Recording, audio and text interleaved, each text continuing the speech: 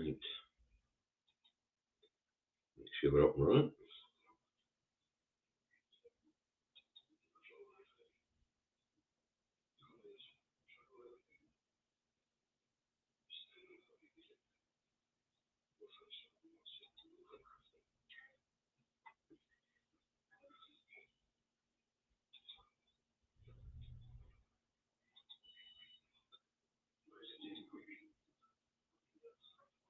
Morning, Andy. Morning, Robert. Morning, Barbara. Morning, Stuart.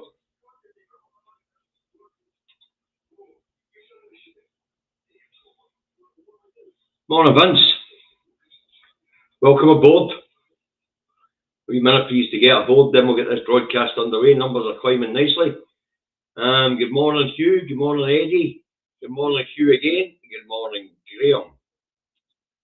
Morning, Pete. Morning, Stephen. Morning, John. Hi, John. Nice to see you there. Morning, Doug. Ian. Pete. Yeah. Jacqueline. The Dragon. Brian. Marty. Sandra. Okay, numbers are climbing nicely. Morning, Fiona. Morning, Avril. Morning, Mags. Good morning, Lydia. Morning, Ted Boy. Morning, SD Witt. Morning, Jackie. Morning, Stuart. Nearly there. A couple of Marys on board. We'll get this broadcast underway. Interesting day yesterday when I asked the people who were talking about the claim of right being a silver bullet to put in the comments how we utilise that claim of right.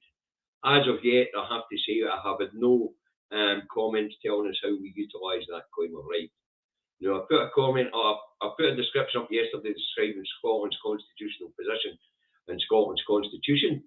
Scotland is a constitutional democracy. It's written into our law that there must be a plebiscite in order to measure the will of the people, and that takes us back to elections, folks. So there's no silver bullet there after all. Right, we're up to our 100, so let's get this broadcast underway. Okay, Indy Truck Davy out the truck and at home in his office in Salisbury, North Lanarkshire, where it is a beautiful morning, 20 degrees. That's the weather forecast for Salisbury, North Lanarkshire at this particular point in time. If you want to know what the weather's like where you are, look at your own bloody window. Alright, so this is a news review for the 30th of the 8th, 2022. Right, Tuesday started with one major theme in the rags. Trade union leaders convinced their members that a 10%, 7%, 5% rise, depending on pay scale, was a bad idea. So they've rejected the offer from COSLA, saying it wasn't good enough. Now, the agents of the red Tory cuckoos in the nest are not working in the best interests of their members. Now, to please their imperial masters, the Red English Nationalist Party in Scotland, the Labour Party, they will see their members lose their jobs in order to make the Scottish Government look bad. Okay, the trade union members better have a good look at themselves here and have a good look at their leaders and have a look to see what their leaders' political affiliations are. Because as far as Davy can tell, the offer that was put on the table was far superior to anything that was offered to other parts of the United Kingdom, and it was right at the very edge of what the Scottish Government could provide in their fixed budget. Over the next couple of years, they're going to have to drag money out of other services to service that package that was put on the table. It was a good package, and trade union members are being manipulated by the Red Tories, English National Party, the Labour Party, and they will end up losing in the long run. Right, also in Monday's rags, pubs are on the last legs apparently. The pandemic's seen the hospitality industry take a real doing. Now the cost of living crisis and sky-high energy costs to finish off pubs, clubs and restaurants. Alright, now the future PM and front runner in the race to be Tory party leader, Liz Extremely Dim Truss, believes cafes, bars and restaurants can cope with energy bills going from £5,000 to £7,000 a year to £55,000 to £70,000 a year. Nothing to see here then. Move along, you'll survive all right. I don't know many pubs, cafes, and well, maybe pubs, the big ones, but cafe owners and things like that. I don't know many of them that are racking up 55 grand a year after costs. So by the time they pay their electricity bills at 55 grand a year, they're out of business. End of story. All right, so anyway, but Liz Truss, who's the front runner to become the next PM, says nothing to see here. Move along. Cafes, pubs, and restaurants can cope with a 200 to 240% rise in their energy bills. There you go. Right, right, the NHS around the UK,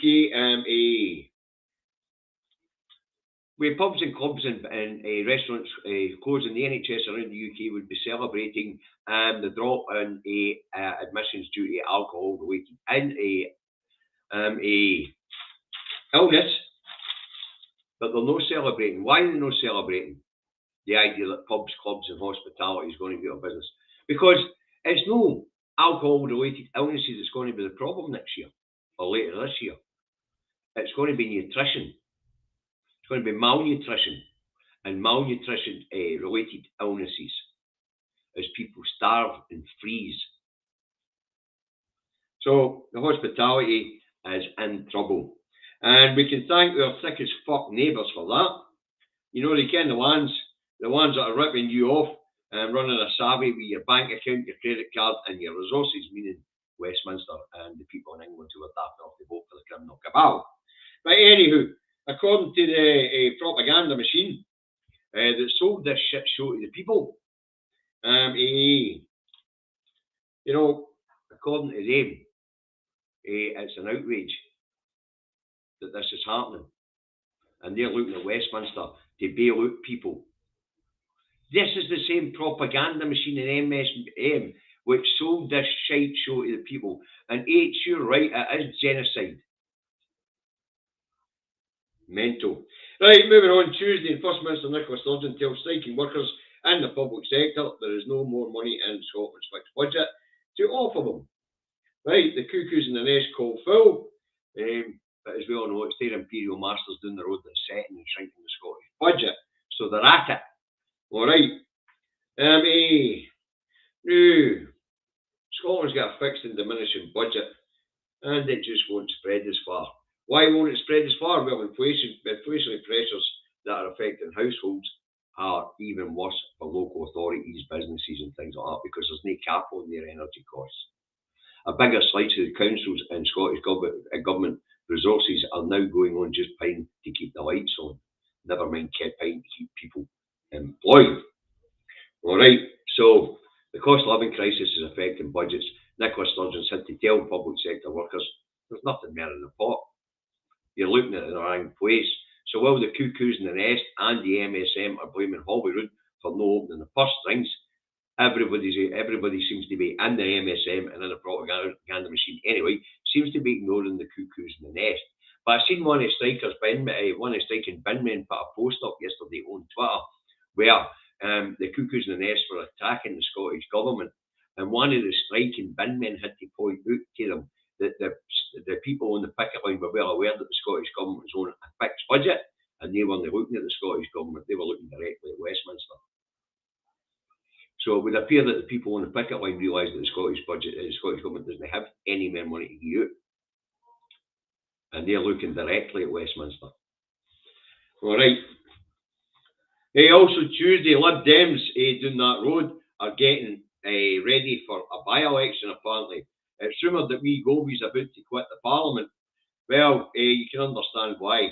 Neither Truss nor Sunak trust him. Sunak even described Wee Govey as a snake. So it would appear Govey isn't going to get a cabinet position. He doesn't fancy getting back to the back benches where he might get a kicking off his colleagues. So it looks like Wee Govey might be about to quit. We'll keep an eye on that one, all right? Right, moving on. Tuesday. And it's reported that 96% of Scottish Highlanders face fuel poverty. And that is way above the 72.8% who will also face fuel poverty on the mainland. And we can thank the unions in Scotland for that one. Scotland's one of the most energy-rich countries on earth.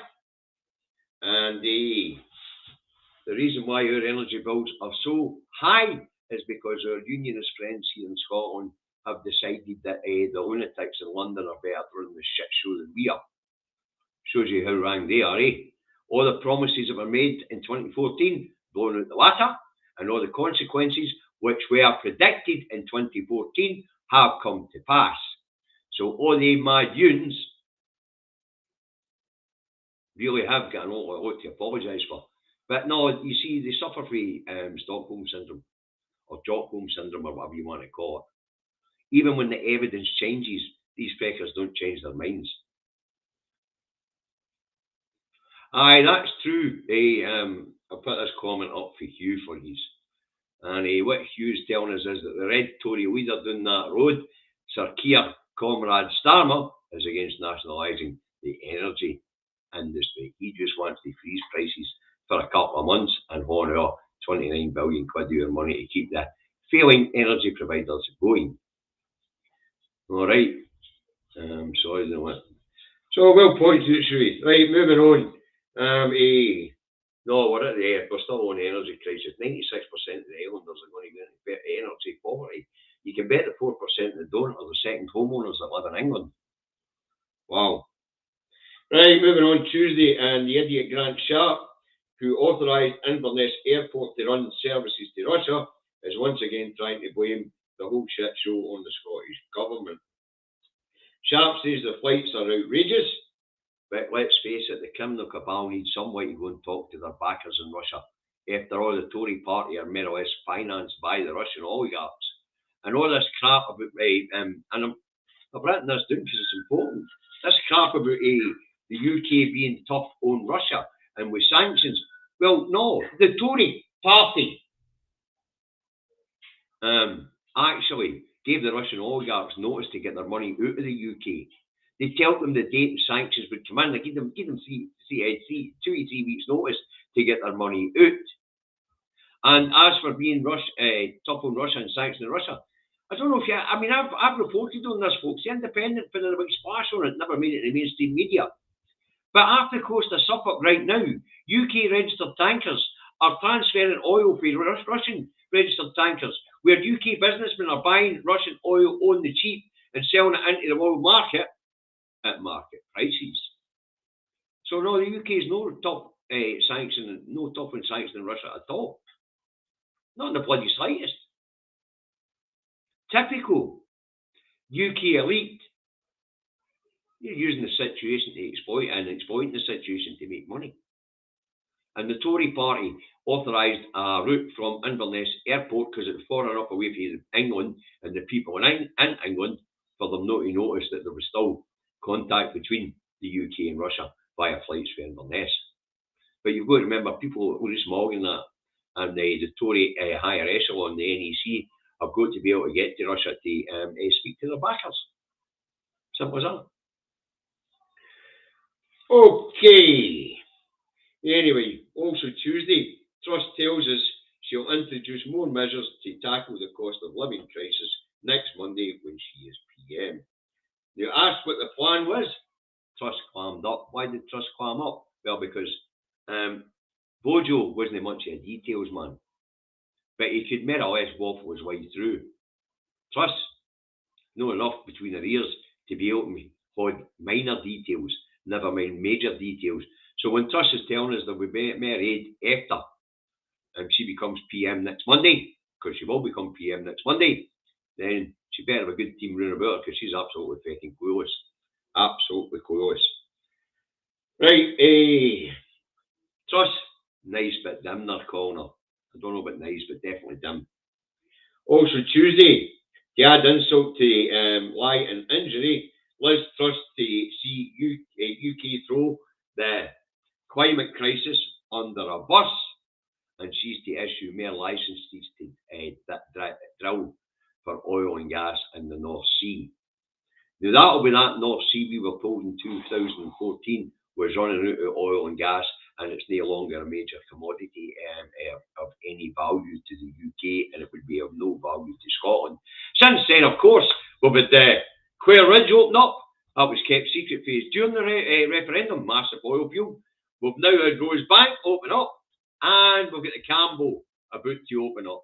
Massive, massive oil reserves, and gas reserves, and each of them are expected to last for 50 years. Anybody think Ian Wood should be in the fucking courts for misleading the public? Just as well as a private citizen in 2014. Because if he'd been a lord then, we could have dragged him into the courts for misleading the public and misusing his position in public office. Bamports. So anyway, Liz Truss has told the UK and England that the way they're going to survive Brexit and the cost of living crisis and rising energy costs and all that fish is to utilise Scotland's resources. That would be the resources in 2014 that didn't fucking exist or were running out. Couldn't they make this piss up, could you? Right, also Tuesday. And the Labour Party are branded more extreme than the DUP as Starmer puts survival of the union above all else. Labour were already a zombie party in Scotland, and this may well see the Red Tories actually in that grave and getting buried.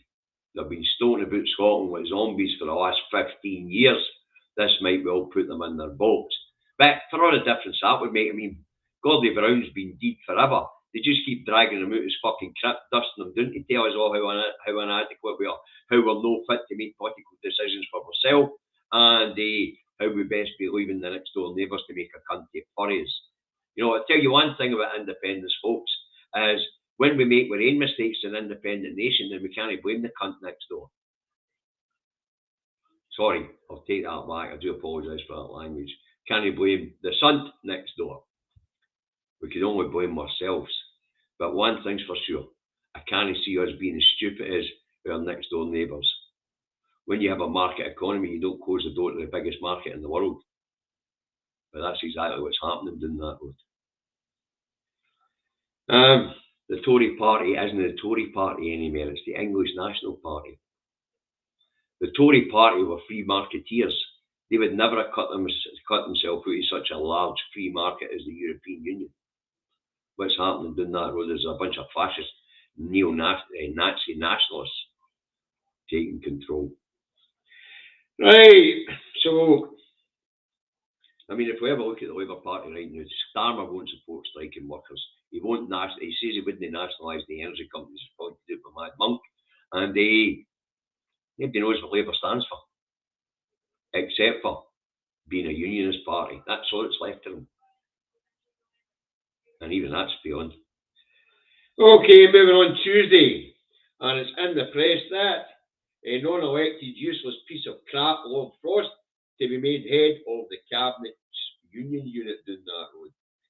His job is to make it impossible for Scotland, Wales or Northern Ireland to leave the union. And the Lord Frost has already said that Scotland and Wales do not exist as nations, and that the UK is a unitary state. His job is to make sure it becomes a unitary state. And I would say, good luck with that one, Frost. We all seen how well you did in the Brexit negotiations, you spanner. You're that thick a Tory, and an unelected Tory at that, that when you come and present us with this new treaty of union that would prevent Wales, Northern Ireland and Scotland from leaving the union, you're that fucking thick. Wales, Scotland, Ireland and Northern Ireland will just switch the bloody paperwork round and hone you a letter for to sign that dissolves the union on behalf of your Muppet masters down that road. Wow, Lord Frost thinks he's going to turn the UK into a unitary state. Let me make this clear. This has been tried a few times now. And every time they try to get it out of the Lords and into the Commons have got a wee bit more sense and say, no, we need to dissolve the last treaty of union, and there's absolutely no fucking chance Jock's going to sign a new one. Because without the signature of the Scottish MPs, it wouldn't be valid. So, there you go. So they're talking pish. There's no chance that Frost or anybody else is going to turn the UK into a unitary state. Right, moving on Tuesday, the Scottish Government good story is crime falls by 43% since the SNP took office, and 2006 and 2007, all right. Reported sex crimes are up, but that is due to historic offences being reported. And also, reported crime has fallen to its lowest level since 1974. Scotland is now a safe and beautiful place to live. And it's also a much better place to live than down that road. But for those viewers down the road, we'll just list it for them, shall we? Because I get a wee joy out of that. All right. So here's a wee list of improvements that have happened under the SNP. Lower council tax than anywhere in the rest of the UK. No prescription charges. No tuition fees. Free bus travel for the under 23s and the over 60s. No parking fees at NHS hospitals. Baby boxes. Increased early learning provision. Free dental treatment for the under 25s being extended to everyone by the end of this Parliament. 100,000 new affordable homes built, 70% of which are in the rented sector, social rented sector. All right. No road or bridge tolls. A new, more compassionate social security system. Better and more progressive tax system. For devolved taxes. And refurbished and new school estate, refurbished and new NHS estate, road and rail infrastructure upgrades. You know, could go through them one by one, but I'm not running. We'll just say road and rail infrastructure upgrades. Now, I've just about touched the side of that and what the SNP have done to improve lives for the people of Scotland. But hey, if you want to add to the list, feel free to stick it in the comments, because that was just a few of the majors. There's a lot more minors out there as well. I haven't mentioned the uplift to the child payment to try and lift people out of poverty. Mitigate, of course, turned out it was just a mitigation matter because they banned pots down the road, cut universal credit by 20 quid a week. Well, you know, so here a wee list for you on how your life has improved since the SNP came to power. Imagine what such a creative, inventive, and well managed government could do with all the powers of an independent Scottish Parliament. You're right, Fiona, mitigating the bedroom tax. I say I only listed a couple of the big ones. You could go on all day. All right, so moving on, Tuesday, and the Queen Up in Edinburgh is underway. The first phase of strikes are over, so Queen Up before the next wave starts in a couple of weeks' time. There's a lot of fat rats running about Edinburgh. There's no bankers this time. Brilliant. Also Tuesday, the propaganda machines scare story to scare the Scottish public into staying in the Union, as Scotland's economy Scotland's economy will be behind the UK economy, because apparently we've got an ageing population. At this point in time, Scottish economy outstrips everywhere in the UK except for the southeast of England, the London and Greater London areas. Scotland is the second most productive and most tax-given areas in the UK. But what they're trying to tell us is because we've got an ageing population, our economy is going to shrink faster than the rest of the UK. Well, we can actually put this one squarely on the shoulders of the Brexiteers. So we can. They ended free movement of people. Basically isolated the Scots and the Scottish people. So we can't bring in that youth that we require. So if the Scottish economy is going to start bombing, which I doubt very much, then we can blame it right on Westminster and their immigration policies and the xenophobes next door. But hey, they're talking about the Scottish economy bombing. Really? You know, it's mental. We have a booming banking sector. We have a booming food and drink sector. So the booming finance sector, booming food and drink sector. And thanks to we have a booming oil and gas sector. We have a booming renewable sector. The building sector is starting to suffer a wee bit because of the cost of importing goods and the cost of importing materials. And you know, things are going well in the Scottish economy. But none of the tax revenues are coming here. And it looks as if Westminster's trying to shut down everything except for, actually exploit No shutdown. Export. Even now, with the UK out of the EU, England's needs are such and so great that even if we stay in the Union, our economy is going to boom. Because they buggers down the road don't produce nothing. There's a reason why they take 60% of our surplus goods, or the reason why they import 60% of our goods. It's because they don't do it themselves. They have a service economy. That's it. We have a wide and diverse economy. Makes it more balanced. It's why we are the second highest producing area for taxation in the UK. As I've just said, oil and gas sector, renewable sectors, building sector, food and drink sector, finance sector. We have massive economy and diverse economy. Massive building sector as well. Minerals, you name it, a lot. Very successful economy, the Scottish economy. And even with Brexit, that lot down that road is going to need what we've got. So all this push about when we become independent, they won't trade with us. Heard that. They're going to turn the lights off of there. They're going to turn the fire off. They're going to turn the cooker off. They're going to eat grass of there. Mental. Okay, let's move on. What we got? So we see oil and gas sector booming, renewable sector booming, finance sector booming, building sector doing okay, food and drink sector booming, science and research sector booming for the time being. Brexit might have a bit of effect on that. So if Scotland's economy slows and goes behind the rest of the UK, which is highly unlikely, then we can lay it squarely on the shoulders of the idiots down the road in Westminster. After all, they're running the economy. Right. Also Tuesday, UK brewers report 95% drop in exports since Brexit hit in January 2021. So brewers will go out of business apparently because they only have the internal market to sell to. Hey, Banky Billy, that whiskey comes into the food and drink sector, mate. But you're right, it is booming.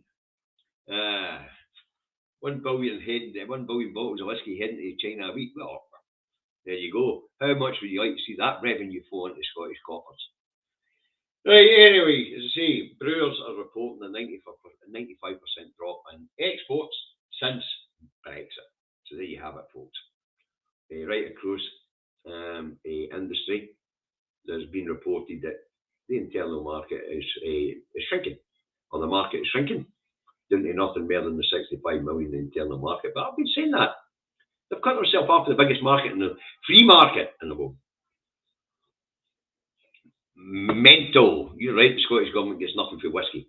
That's because alcohol duties are reserved in Westminster. Right, also Tuesday, Edinburgh Tram inquiry comes to an end, costing the public purse 13 million quid. The cuckoos in the nest try to blame the Scottish Government and the SNP for the mess. But if we all remember, when this project was put in place, it was a Labour Edinburgh Council, and the SNP said the 400 million that it was supposed to cost would have been better off spent on other things by Edinburgh City Council. Anyway, here we are, 13 million quid into the inquiry, and the total cost of the Edinburgh Tram fiasco, 776 million quid instead of the 400 million quid. It just shows you when Labour put their horns on anything, they fuck it up. And I mean fuck it up for workers' rights, to be in the party of the people, to the 40 million quid to build the Scottish Parliament turning into 400 fucking million. The PFI fiasco, where the people of Scotland are paying for infrastructure that they don't fucking own and would be cheaper to build by themselves with a private finance initiative. Wow. Half the school estates and hospital estates I've just talked about being refurbished will be paying for them for 30 odd years on leases, and when the buildings have come at the end of their fucking tenure, because they're not good to us anywhere and we need upgraded and modernised, we don't even fucking own them. They're being rented to us thanks to Labour. So the infrastructure projects that Labour have undertaken in Scotland, and the rest of the UK of course, have been a fucking disaster. Couldn't run a menage. And now they're duking the trade union members into rejecting a decent pay rise, which would have secured their jobs. Now they're in a territory where the councils and the Scottish Government are having to look at it and say, well, what services you want to cut? Whose job's gone if you want more, Mick? Mick, is Paddy losing his job if you want more money, is he? Is Geordie there and him and his kids going to be on the dole because you want more money when you've been given a bloody acceptable offer? Because that's where we're at, and we can put that squarely on the shoulders of a useless zombie Labour Party. And that includes the fiasco at the Edinburgh trams, 13 million for the bloody inquiry, and PFI, and 40 million to 400 million for the Scottish Parliament. That's Labour in government. Best thing we could do is keep them out of fucking government. Wow. Okay. Okay, and finally for Tuesday, Councillor Sophia Coyle, North Lanarkshire Council, follows her father out of the SNP. Sophia will sit as an independent. The Coyle family have been involved with the SNP in Airdrie and Shotts for over 2 decades. They ran the Airdrie branch for years. Now, when the branch grew from a couple of hundred to 1,200 members after the independence referendum, the Coyle family quick fought against modernising the branch to accommodate the new members. Shotts tried to set up their own branch because there was 400 or 500 members have been built up out there with the hard worker Malcolm, Tommy, Maz, myself, Sarah, Lotties. We worked hard to build up the SNP membership in this area. And we realised that the Airdrie branch was getting too unwieldy. So we said, let's split and we'll set up a Shotts branch as well. That way it would only be 400 in one branch and 800 in the other branch. It might be a wee bit more manageable. The Coyle family, who'd been running the Airdrie branch as a clique for years, stood against it. Now, what's going on in the Airdrie Shotts branch? I don't want to say anything bad against Michael, Sophia, and Michael's wife previously, because they ran the branch for years when nobody else wanted to. Michael was the convener, his wife was the treasurer. Sophia was also an office bearer. Really nice people, but fought against the modernisation of the branch, eventually fell out with the SNP or the Tapia. So what's actually going on over there in the Council of North Lanarkshire is met today with the Airdrie Shotts SNP branch than what it is today with the council. The branch has been trying to modernise for years, and the people who have been running it for years weren't for it. And now it would appear the people who have been running it for years have moved on. Maybe the branch will be able to move on now and modernise. Unfortunately, it doesn't look good for the SNP, and Labour are now back in charge of North Lanarkshire Council. But, as I say, I'm not going to say anything about Michael and Sophia and Michael's late wife. Wonderful people, tried their very best. I'm sorry they've left the SNP. They've dedicated their life to the SNP. So, if Michael or Sophia says this, sorry you've left. I really am. But I think maybe it was time. You've been at the branch too long. It was time to step back and let the branch move on. So, anyway, that's the stories I've picked out for you for Tuesday. I hope you found them interesting. I hope you found them informative.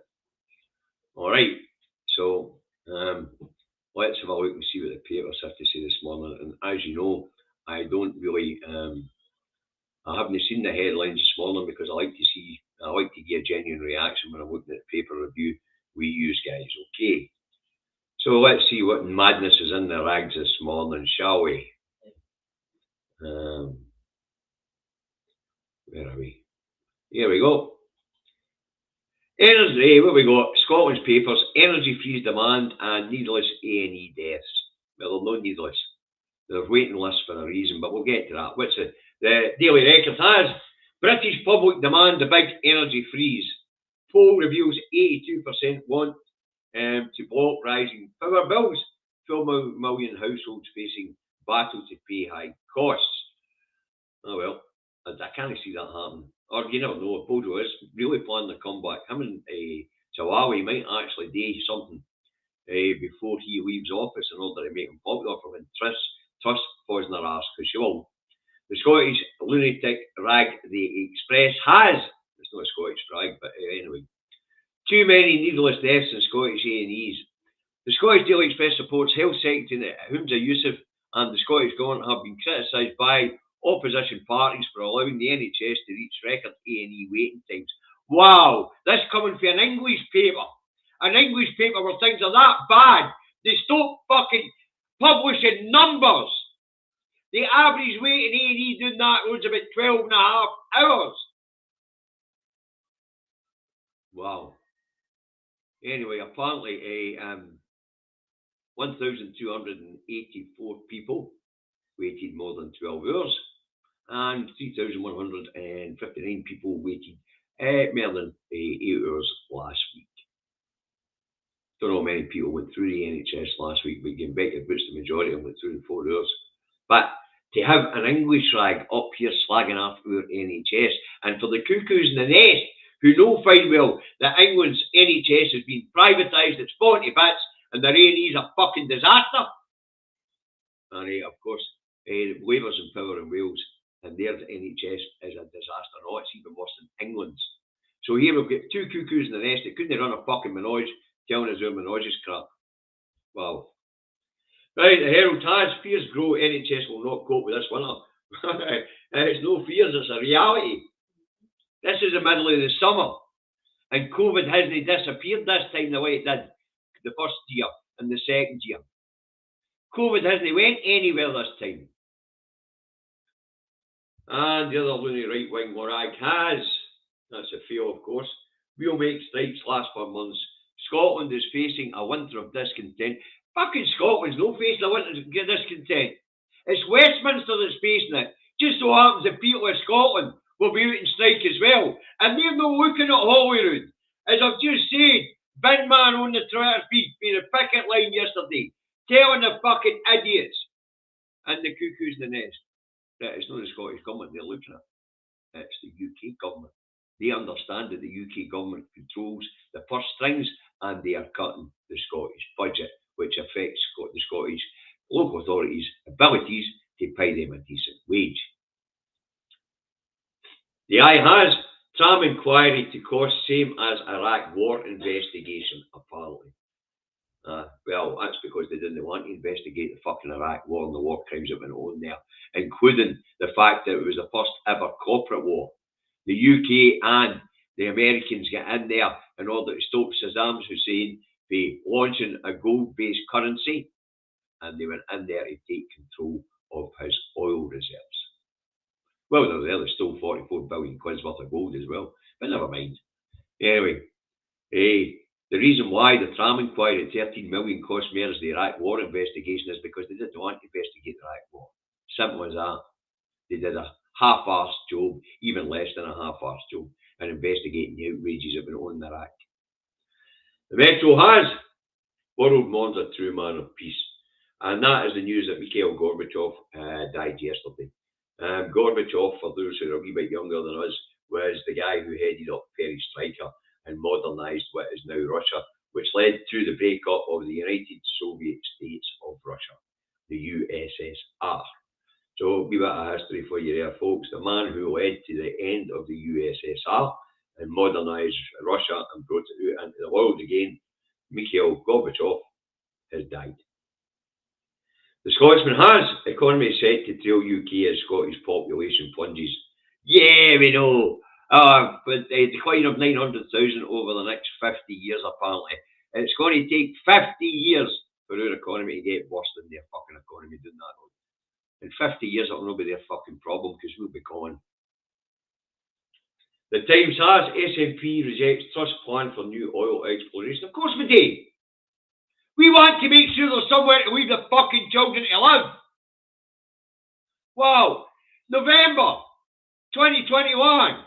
COP26. 10 years to save the planet. The trust wants to pump more fucking oil and gas. Sorry, kids. We've fucked it. You've nowhere to live in your futures. Kiss your ass goodbye.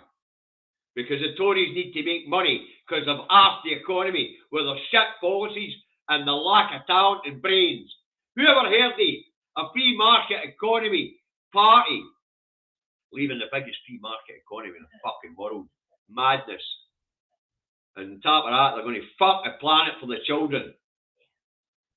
The Telegraph has. Get back to basics, woke police told. Now, apparently, police in England aren't even capable of investigating minor crimes. Now, of course, it's been splashed across the papers as saying UK police, but it's no UK police at all. When you delve into the article, it's the English police. The National has. Former US presidential advisor says world must get used to Scotland as a global actor. Comments are made to former MP Gethins for the new book. And the other headline is Cox. I was refused London Hotel room as student because I was a Scot. I will. You know, Brian, when you want to talk about that sort of thing, I remember days in Glasgow, and I'm only 55-year-old. I remember days in Glasgow where you come up, rock up to a guest house and it would say no blacks and no Irish allowed. So there you go. The fact that you faced that in London doesn't surprise us, Mr. Cox. Because it happened everywhere across these islands. And what's a star got for us today? Let's see what the star's got for us today. And the star has. Oh, poor Lee's darling, Diva Moi. Apparently, Megan, whatever her name is, Harry's wife, has been dubbed a diva by a diva.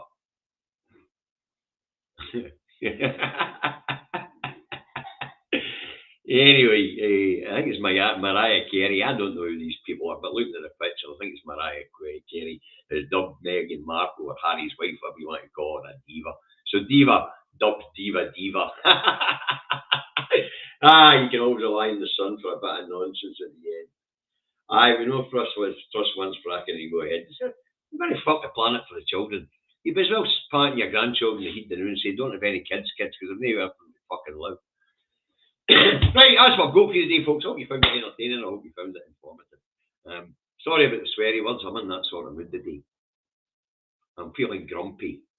You're lucky I didn't get off on a full-on rant there.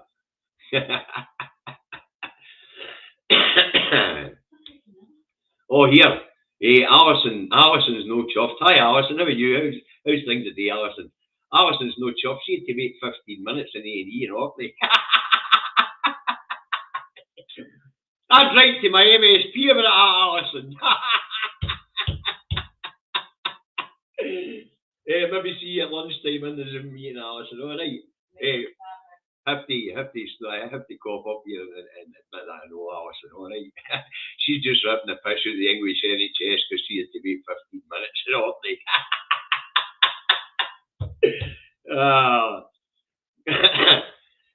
Lorraine, I'm really, really sorry to hear that.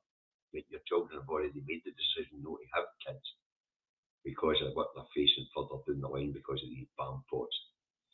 Right, I say that's what I've got for you today, so let's go on to the usual stuff. There is a campaign underway, folks, so partisan politics in your pockets, eyes on the prize, learn your how-you-gonies, and get out there and win hearts and minds, okay?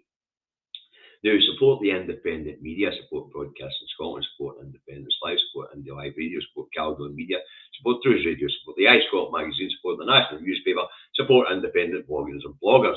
And if they've got a crowdfunder going and you've got a few shekels, which is highly fucking unlikely in the cost of living crisis, throw it in the pot. These guys do great things. And there is a campaign underway. Project Fear is well underway. All right. Okay. So when you're how you going to get out there and win hearts and minds. Now, remember, folks, if you're in the Central Belt, you can make it along to the General Motors Club in Holytown on the 24th of September. The ND2 Cafe's having a charity night there to raise money to help the needy. Ticket price is £10, includes your buffet and raffle tickets. All right, and entertainment for Pete Scally. And if I'm feeling particularly grumpy that night, you'll get a big grant. And you can meet myself and David and all, if you really want to. Otherwise, you can just get a beer and ignore the shit out it is. Oh, I'm one of the moods today. This should be fun. I'm half a day right now. I might even have a beer. Right, remember, health messaging. There's 2 bits of guidance left. Face coverings and enclosed public spaces. and Queen Hans and services regularly. Mind, that is just guidance, it's up to you. But this next bit's important. If you've got the sniffles, if you're feeling a wee bit under the weather, mask up, social distance, show a bit of social responsibility and a bit of care for your community. Oh, and if you're still using NHS lateral flow tests, please submit your results to NHS Scotland to keep an eye on what's going on in our communities. All right, you guys have a wonderful day. Look after yourselves, and this grumpy git will be back tomorrow to do it all again. Have a nice day. Bye.